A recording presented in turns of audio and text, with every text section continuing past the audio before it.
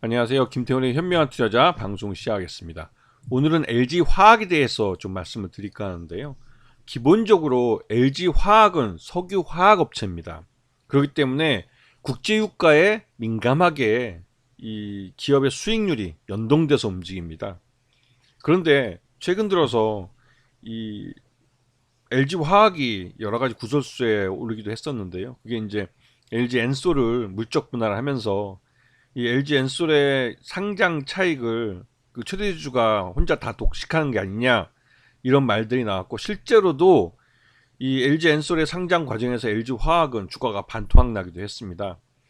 이게 이제 LG 화학이 원래는 내부의 사업부로 갖고 있던 이 전기차 에너지, 전기차 배터리 사업부를 하나의 별도 법인으로 물적 분할해서 그걸 상장시킴으로 해서, 그렇게 상장해서 한 10조 원 정도 시장에서 자금을 확보하면서 LG 화학은 LG 엔솔에 대한 투자금에 대해서 어느 정도 좀 자유롭게 됐죠.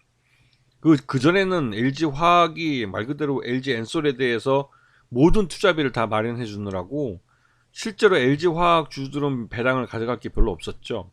그러다가 LG 엔솔이 이제 별도 범위로 이제 떨어져 나가고 물적 분할하면서 여기서 이제 상장을 통해서 10조 원 정도 시장에서 자금을 땡겨서 독자적인 투자를 가능한 자금을 마련하게 되면서 LG 화학은 이제 본격적으로 자기 사업을 할 수 있는 회사가 된 겁니다.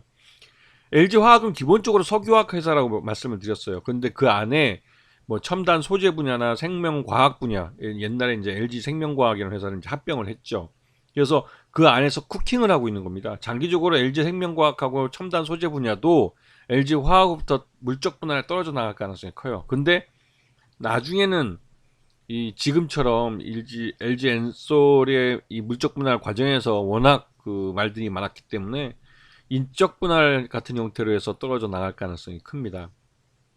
그렇게 하면 이 LG 화학은 나머지 이제 이런 내부 사업부로 갖고 있는 회사들에 대한 부담을 굉장히 덜게 됐죠. 그리고 자기의 주력 사업인 석유 화학만 열심히 하면 되니까, 물론 그런 이제 먼 미래 얘기고, 지금 당장은 이 첨단 소재 분야에서 이 양극재 쪽이 이 LG 화학의 주가의 어떤 모멘텀이 돼주고 있습니다.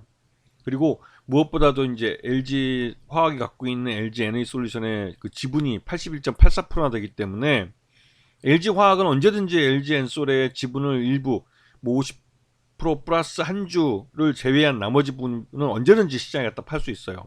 그래서 LG 에너지 솔루션이 주가가 계속 또 올라서 뭐 어느 정도 올라가면 또 이 블록딜로 팔 가능성이 큽니다. 지금 석유화학 분야가 말 그대로 21조 원 정도니까 주력 분야이긴 맞죠. 그리고 LG 에너지 솔루션이 약 25조 원이니까 짧은 시간 동안 엄청 컸습니다. 그리고 LG 에너지 솔루션이 주가가 계속 오르면서 지분 가치가 오르고 있죠. 그런 부분은 LG 화학의 주주들에게는 이제는 LG 엔솔의 그 나머지 경영권과 상관없는 지분을 팔아서 LG 화학의 주주들한테 배당을 줄 수 있는 여건이 조성되고 있는 겁니다. 자, LG 화학은 그러면서 소재 쪽에, 첨단 소재 쪽에 양극재 쪽을 키우고 있어요. 이 양극재는 LG 화학이 석유 화학에서 벌어들인 캐시카우를 갖고 미래 성장 점프업을 하기 위한 성장 산업으로, 성장 사업으로 키우고 있는 분야입니다. 하지만 이제 이게 기존에 이제 LG 엔솔을 키우느라고 제대로 투자를 못했었죠. 2021년만까지만 해도 LG 화학이 양극재 쪽에선 1위 기업이었습니다. 하지만 2022년을 넘어가면서 이 에코프로비엠이 치고 나갔고, 그다음에 LNF도 여기서 또 이제 투자를 많이 하면서 치고 나갔습니다. 그러면서 이제 LG 화학은 이 증설 경쟁에서 밀리면서 점점 그 양극재 시장에서는 뭐 3위, 4위 업체로 밀려나게 됐죠. 그리고 포스코 케미칼하고 에코프로비엠, 이 또 LNF 이런 업체들이 LG 화학을 추월하게 됐습니다. 양극재에서. 하지만 이렇게 되도록 이제 LG 화학은 그냥 두지 않겠죠. 이제는 LG 엔솔을 키워놨기 때문에 이 양극재 사업은 LG 화학의 사업으로서 키워나갈 가능성이 큽니다. 작년 실적을 보면 매출액이 51조 원에다가 영업 단기순이익이 2조 1천억 정도 나왔는데요. 그래도 이 정도면 뭐 5% 정도니까 양호한 편이죠.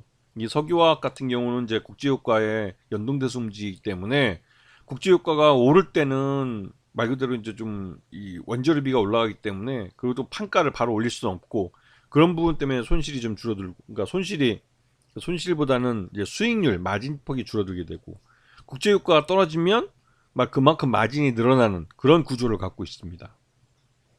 자, LG가 지주회사인 LG가 이 LG 화학의 최대 주주로서 30% 정도를 안정적으로 경영권을 가져가고 있고요.